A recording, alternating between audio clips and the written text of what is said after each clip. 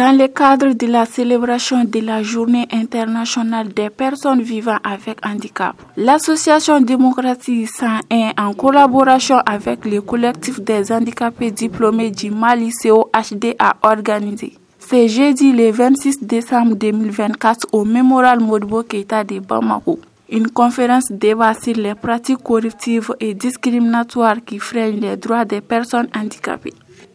Une initiative soutenue par le projet d'appui pour la lutte contre la corruption pour et par l'égalité des genres, l'UCEP. Les deux organisations, le collectif des diplômés handicapés et Démocratie 101, ont vu l'opportunité, comment ne pas sensibiliser ou ne pas informer les personnes handicapées et d'autres citoyens qui ne sont pas au courant des dispositions au niveau étatique, que ce soit les lois, les décrets d'application prises par les autorités pour les droits des personnes handicapées. Et aussi parler de la Journée internationale de lutte contre la corruption, qui est une journée, nous en tant qu'organisation de la société civile, on s'inscrit dans cette lutte-là à travers cette journée. L'objectif de cette conférence était d'informer et sensibiliser l'auditoire sur la Convention internationale relative aux droits des personnes handicapées, CIDPH, et leur insertion socio-professionnelle. Ce sont des spécialistes en droits de l'homme qui ont animé les débats. L'intérêt de ces panels, c'est effectivement d'attirer l'attention des autorités sur un fait qui est là, la corruption. C'est un fléau qui gangrène notre société et cette corruption a des conséquences très graves sur la jouissance des droits des personnes handicapées.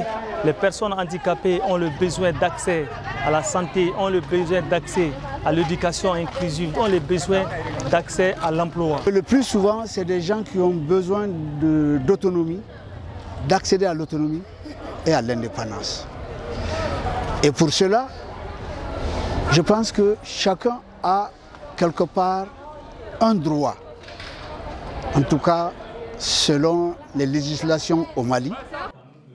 À l'issue de la conférence, les participants, dont la majorité étaient des personnes non vivant avec handicap, ont suivi avec intérêt les discussions et n'ont pas caché leur satisfaction. En fait, d'après ce que les panélistes ont suivi et après mes recherches également, je pense que le texte même, c'est le texte même qui nous corrompt en fait. Parce que le texte là ne fait pas référence à nos sociétés et également à nos coutumes, à nos cultures. Donc ce qui fait que vraiment la corruption y existe, surtout dans les milieux des personnes handicapées. Ce fut un moment très intéressant. Nous avons appris beaucoup de choses que nous ignorons auparavant. En ce qui concerne le thème d'aujourd'hui, les pratiques corruptives et discriminatoires des droits des personnes handicapées. Voilà, comme vous le savez tous, la corruption est un phénomène qui doit être combattu par tout un chacun. Cet événement a permis de mieux faire connaître les droits des personnes en situation de handicap et de renforcer l'engagement de tout un chacun en faveur de leur inclusion.